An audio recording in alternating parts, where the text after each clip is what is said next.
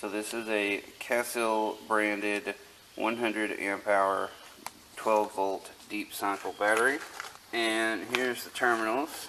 So there's your positive and there's your negative.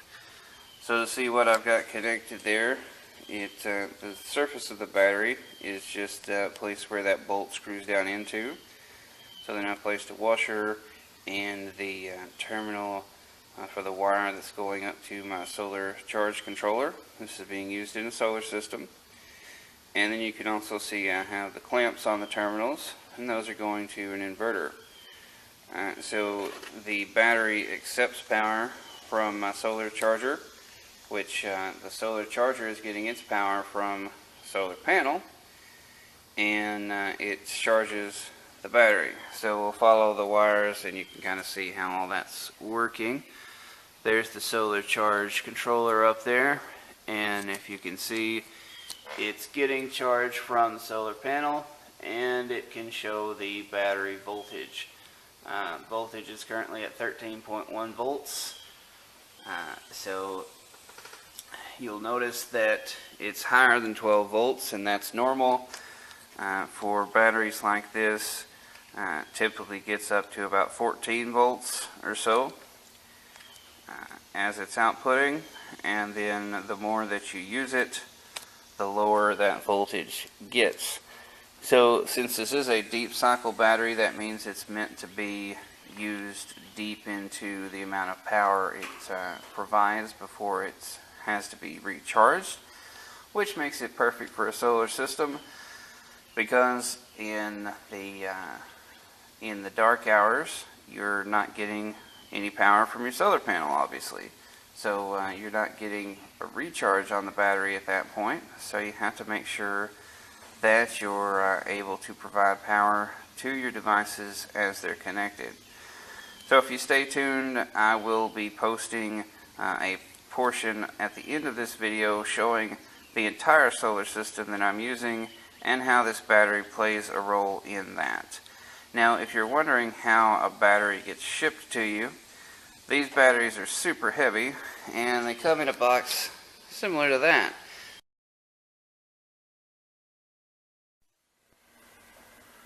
So this is a 100 amp hour battery that's from a seller on Amazon, and so the charge controller cables come down and they're screwed on.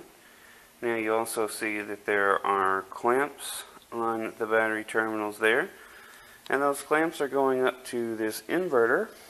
So this is a 750 watt inverter that I bought from Walmart. So it's taking the power from the battery, converting it to up to 750 watts of AC power. Now I don't plan on using near that much power consistently. It would drain my battery pretty quick if I did, but I do have that available just in case I need to use that much power for a short amount of time. So to get power over to my set of outlets here on my workbench, I've created this cable right here, which just basically just takes two ends. That came from Walmart as well.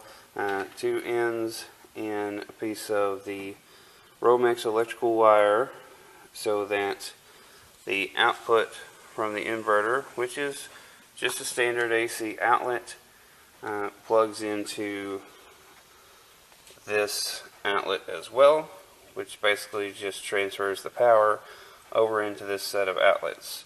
So I have this outlet here, and it's running down to here, and also running down to here.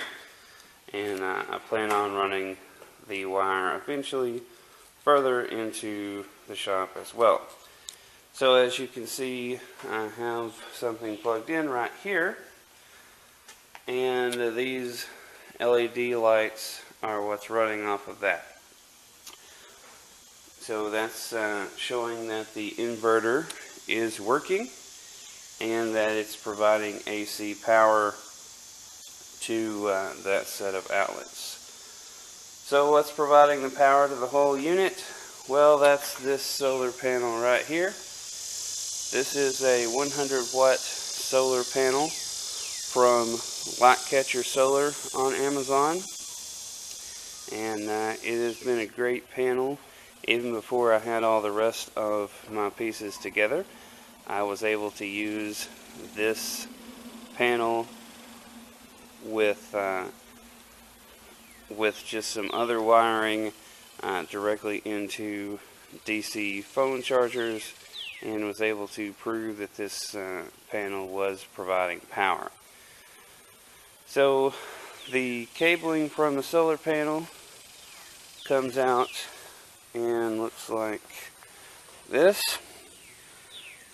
These are typical solar panel connectors, and that wire runs back into the shop here, and that's one of the wires or the two of the wires that are running up the pole here and coming in and connecting there on the left. The left two posts there are for the solar panel.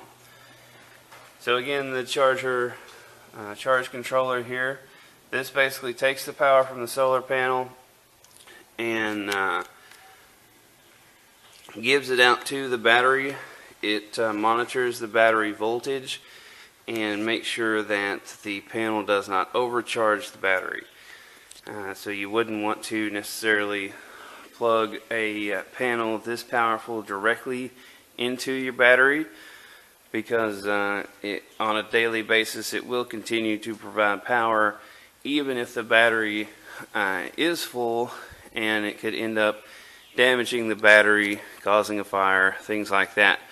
So this charge controller monitors the battery, and it cuts off the power from the solar panel if the battery is reporting to be full.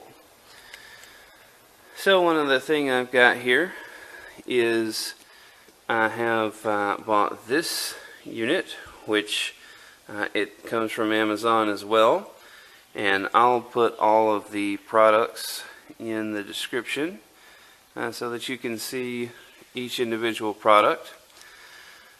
So the solar charger comes with this piece, which basically just plugs in right here. It comes with two of these because there's two ports here, and so I just connected the wiring from that into this outlet. So this outlet comes with basically just bare wire on one end, so I wired it in to what comes with the solar controller. So if there's actually anything running on that, the output current there would show up on that. So that lets you keep up with a little bit of how much output you're doing. Now the charge controller here does not output to your inverter. The inverter wants to pull directly from the battery. As I stated earlier, when you have a system like this, your inverter connects directly to the battery. So you want to make sure when you're using it, when you're using power from the inverter, that you keep an eye on your battery voltage on your charge controller and make sure it doesn't get super low. Now these are deep cycle batteries that you use with these type of things, but you don't want to completely deplete the power in the battery, or it can cause damage to the battery.